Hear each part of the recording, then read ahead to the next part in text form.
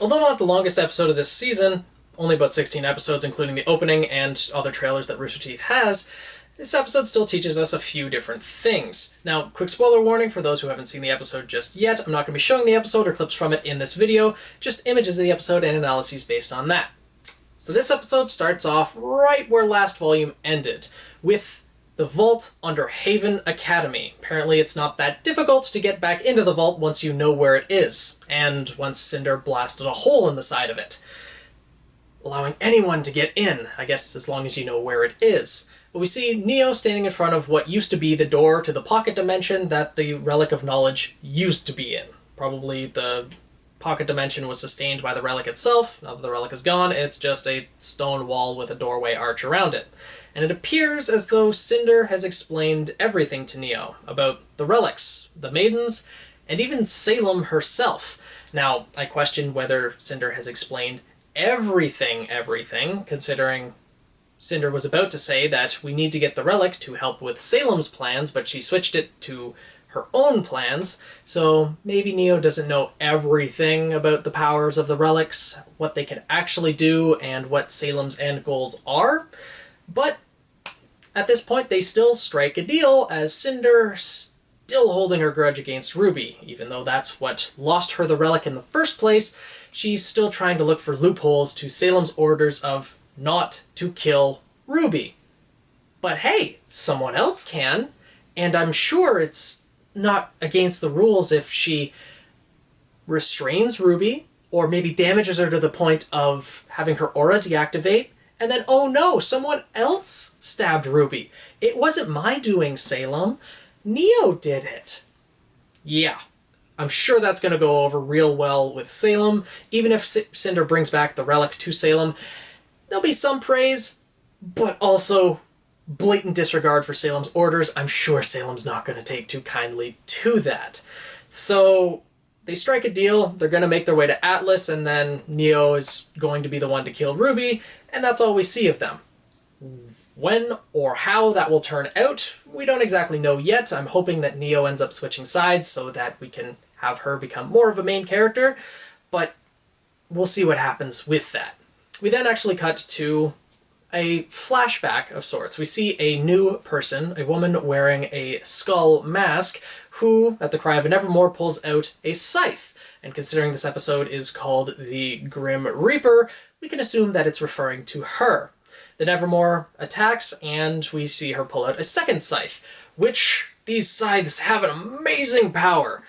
Like, in this battle with the Nevermore, she's used the attraction power of the scythes twice. They can attract each other, and really strongly at that. By digging one scythe into the Nevermore and another one into a mountain, she veers the Nevermore's flight path into the mountain, and again uses it to one scythe in the ground, one scythe in the Nevermore, to ground the Nevermore. A giant bird that has been flying for however long can be grounded by these weapons, and considering it's only a small little area that has this, what I'm guessing, dust in it, gravity dust, dust with magnetism or attraction forces, I'm guessing something along like that, incorporated into weapons, is strong enough to ground a Nevermore. And this is a type of weapon that we have not seen used as of yet, at least to my knowledge, that has incorporated dust to this degree. Sure, we've seen dust incorporated in bullets and in sword strikes and other things like that, but not like this before. And unfortunately, hits the ground, Nevermore's still alive, and knocks the weapon away from her. But she has a secret weapon. She uses the Silver Eyes to turn the Nevermore to stone. And at this point, I'm sure we could all guess that this is Maria, with the skulls everywhere on both her weapons, her necklace, and the skull mask, which Maria is also walking with a cane that looks really similar to one of those weapons. As well as being the Silver Eyes, it's safe to assume that this is Maria. And she turns the Nevermore to stone, which I want to point out, the Nevermore isn't actually dead. Similar to how RWBy turned the Dragon Grim to what appears to be stone at the top of Beacon Academy, this Nevermore was only turned to stone. It didn't disintegrate like the other Grim do. However, this one was frozen mid-flight. Just shows the power of the Silver Eyes that Maria had, and the Nevermore, being above the ground, drops and shatters. But still, At this point, it's safe to assume it's dead because it's broken into 100 pieces, but still doesn't disintegrate. So it's still in a mode of stasis. And at this point, as Maria's going, or the Grim Reaper, I should say, is going around to pick up her weapons, some assailants appear. There's 3 of which who just seem like fodder. They never say a word and don't actually land any strikes, but the leader of this ragtag group is, what I'm guessing, a reptilian Faunus who has very sharp teeth and a very strong jaw, as we find out in a little bit. She identifies the scythe-wielding warrior as the Grim Reaper, as we could safely assume, and says that this is going to be your last 60 seconds alive. She pulls out an alarm clock, sets it to 60 seconds, and hits the button, activating her aura, and a battle ensues. Which we see, obviously, that the Grim Reaper is the more experienced fighter and has the upper hand. However, once the Grim Reaper actually lands a strike, that would be probably a lethal blow, ends up blasting her weapon away when she attacks the Faunus. Because the Faunus, her aura is strong enough to blast the weapon away upon contact. We have not seen an aura this strong in the series. And potentially Jean's aura could become that strong if he was able to amplify his own aura, creating a giant force field around himself. So maybe there's some similarities between this Faunus's power and Jean's? Not really sure. As the battle ensues, again, the 3 fodder ones don't really do much, and the Grim Reaper pretty much takes them out effortlessly. But upon attacking the Faunus, she combines actually her scythes, which, by the way, is one of my favorite scenes in this episode, when she activates both scythes and they start spinning around and then connecting together. Amazing weapons. Probably one of my favorite weapons in this series so far. The Faunus actually ends up biting the weapon in half. Well, she bites part of the weapon in half, considering there's the tooth sides stuck together, there's a metal connector, and then what I'm guessing is wooden before the actual bladed portion itself. She bites one of the wooden ones in half, hence why Maria only has one of them later on as her cane. So, bites it in half, smashes the skull face, and slashes the silver eyes of the Grim Reaper, which we did see her silver eyes for a brief second before they were slashed, and then at that point the alarm clock starts ringing and the Faunus deactivates her aura. Now, my guess is that the alarm clock has nothing to do with her actual power. It's only a timer to let her know, okay, after 60 seconds, deactivate your aura. Because with a force field that strong, it's got to be very difficult to maintain. My guess is that's something relating to her actual semblance, being that she can amplify her aura to such a degree that makes her pretty much impervious for 60 seconds. And after that 60 seconds, there's probably some serious repercussions on a physical scale, that maybe she's left drained, maybe it actually starts to hurt her, or something along those lines.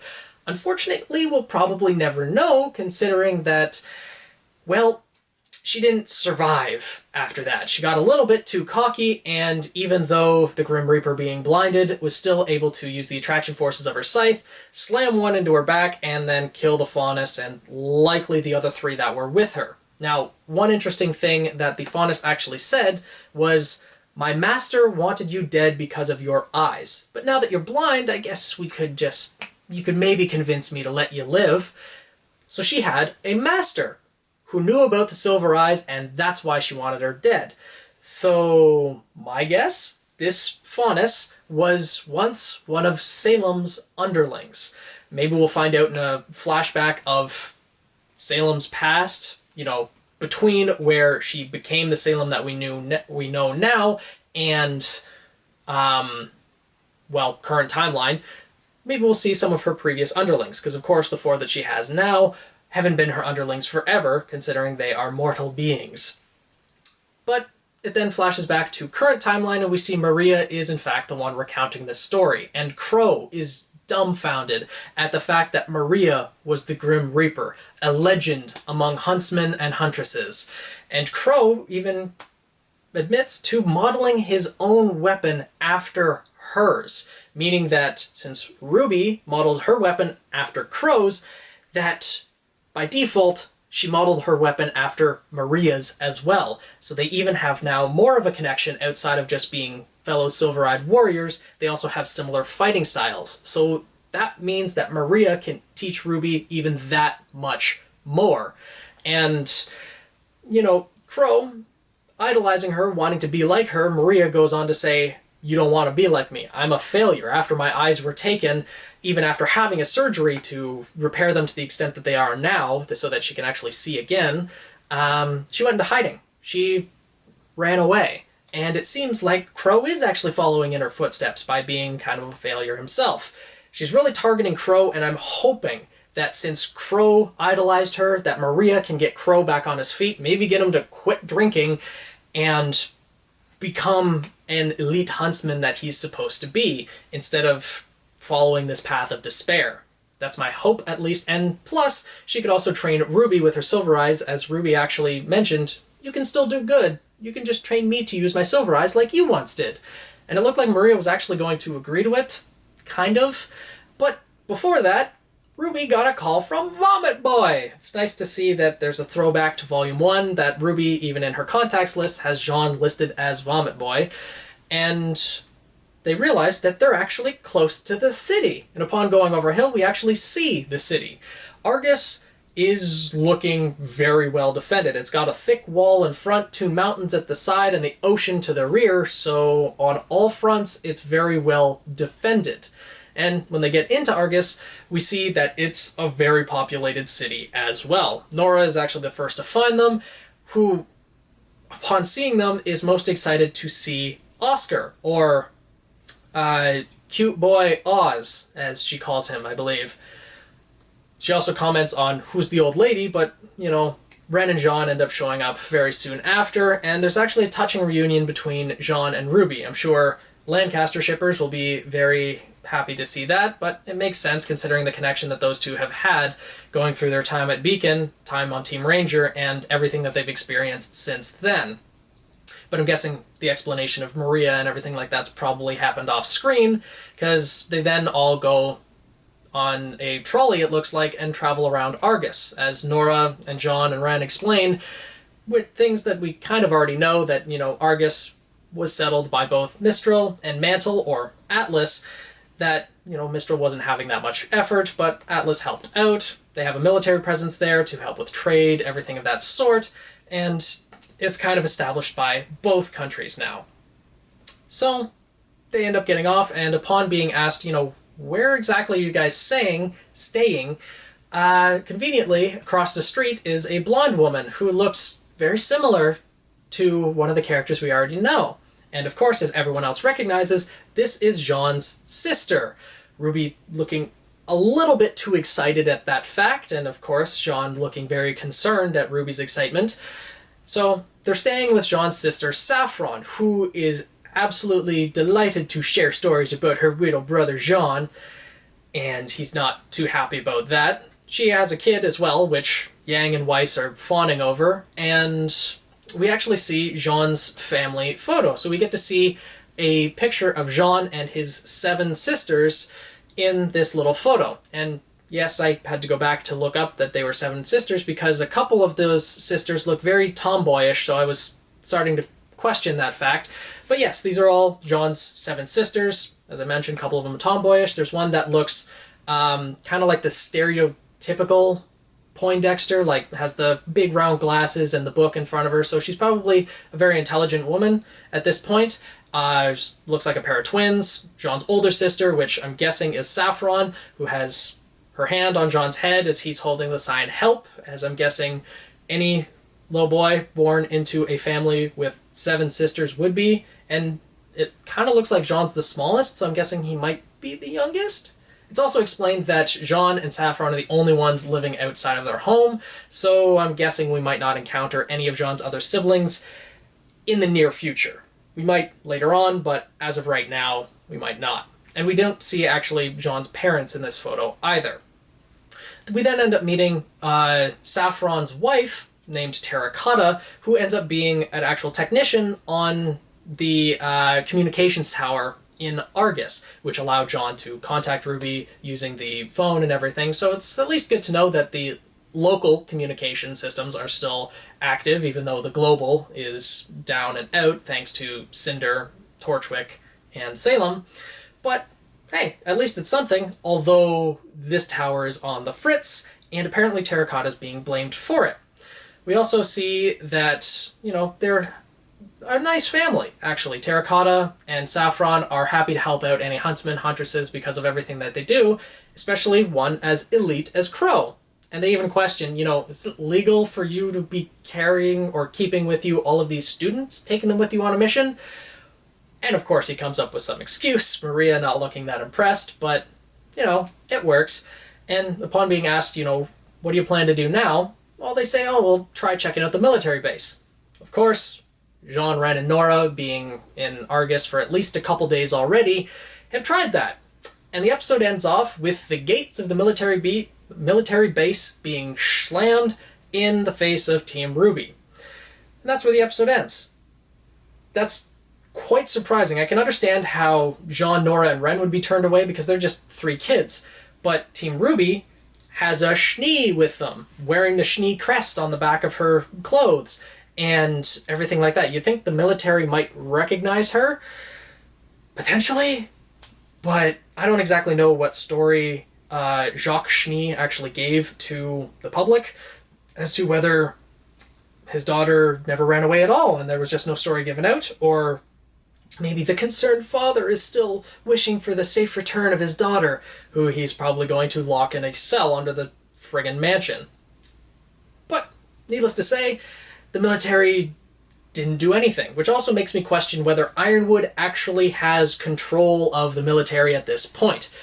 The 2 most powerful people in Atlas, as far as we know, are Jacques Schnee and Ironwood, who were at odds with each other at that point, and considering there was also a council in Atlas, maybe Ironwood has been removed from military lead and someone else has been put in his place. I don't know if it's actually Jacques Schnee, but someone else might be, considering that the soldiers didn't even bother to contact Ironwood, it looks like, and there was no contact or anything there. You'd think... Also, it's kind of weird that Crow didn't go with Team RWBy either. Maybe he was there, we just didn't see him, but it's odd, because you'd think Crow would at least be able to get in contact with Ironwood, but we'll have to see what ends up happening there. Now, as for the communication tower being on the fritz, I'm guessing that wasn't mentioned just out of the blue, just to kind of add a little bit more to Terra Cotta's character. That is going to play a role into something, because we already know that Salem and her faction already like messing with communication towers, and considering Watts is an ex-Atlesian scientist, he probably knows his way around that as well. In fact, he's probably the one who came up with the virus that shut down the global communication system to begin with. So, maybe that's where Watts went after Haven Academy, because we don't actually know where he went. No, we did see him at Salem's hideout after Hazel showed up there, so maybe it's not Watts, but I wouldn't be surprised if it going on the fritz has something to do with someone else. Potentially Salem's faction, maybe Adam, possibly? I don't know. We'll have to see what ends up coming of that, but I'm guessing it's going to play a part. And since I mentioned Adam, I'm not going to be surprised if Argus is actually the place where we remain for the rest of the volume. And that's where Adam catches up with Team RWBy, specifically Blake, considering it's been shown earlier in this volume that Adam, being rejected by the White Fang, is blaming Blake for that, and he's now targeting her. And from what we've seen so far, it seems like he's been following them already, so with Team RWBy and everything being shut out of the military, they're going to have to spend a little bit of time there to try to get in contact with Ironwood, get access to Atlas, get a ship, all of these different things. I think Adam is going to catch up to them at that point, and that being the case, I think Cinder and Neo might also catch up to them in Argus as well. That we're not actually going to make it to Atlas this volume. If that's the case, the fights are going to be fairly interesting, because it's going to be at least Blake and Yang against Adam, and RWBy, maybe Weiss, Jean, Crow, etc., versus Neo and Cinder. I don't know if it's just going to be Adam, Neo, and Cinder being the only adversaries. Maybe Little Miss will have some aspect to play in that as well. I don't really know, but it'll be interesting to see how it plays out, especially considering that it's going to be in a crowded city. And I'd hate to think that we're going to see the fall of another well-established city in the world of Remnant, first being Beacon. If a fight breaks out in Argus and causes panic, then that could draw Grimm, and that could lead to not a good situation for Argus, to say the very least, especially with the military being a little bit reclusive at this point. And I don't know how much Atlas may have pulled out of Argus. I know they have some soldiers there, but with trade being kind of cut off, Atlas pulling their forces back, there may not be as much of a defense there as there once was. So if Grimm attack, then Argus might fall, and then potentially everyone would have to get on ships and take refuge all the way over in Atlas. I don't really know how it's going to play out, but that's my thoughts, at least on what the rest of the volume holds at this point. We'll see what happens later on. But another thing, with the Grim Reapers, or Maria's weapons, being the way they are, being able to function on dust to that level, at least I assume it's dust, maybe it's something to do with her semblance. I doubt it, considering she's clicking a button on her scythe, so we don't actually know what Maria's semblance is. It wasn't displayed in that fight, so that's another thing we have yet to find out. Maybe something to do with death, since she took the guise of the Grim Reaper and has skulls everywhere around her person. Maybe that's something to do with it, but with her weapons being the way they are, that opens up the door for potential upgrades of current weaponry. I don't know if that's actually going to happen, but it would be interesting to see if it did. Now, Crow and Ruby's scythe, however, are a lot larger than what Maria's scythes were, because hers were two one-handed scythes. Crow's and Ruby's are two-handed. At least Crow's is when it's extended out from a sword, but still.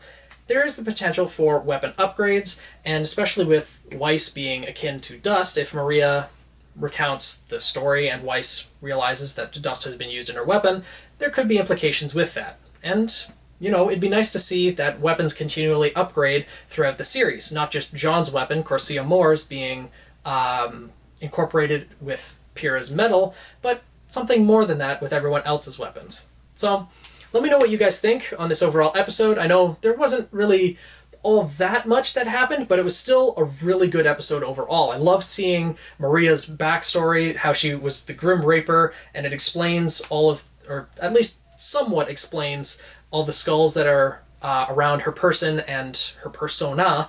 So let me know what you guys think. What's going to happen with Cinder and Neo, when they're actually going to come in contact with Team RWBy. What do you think of Jean's family and all of his sisters? And do you think we're going to encounter them later on in the series? Probably not this volume, of course, but later on. So let me know what you guys think down in the comments below. I look forward to reading them, and I'll see you guys in the next episode.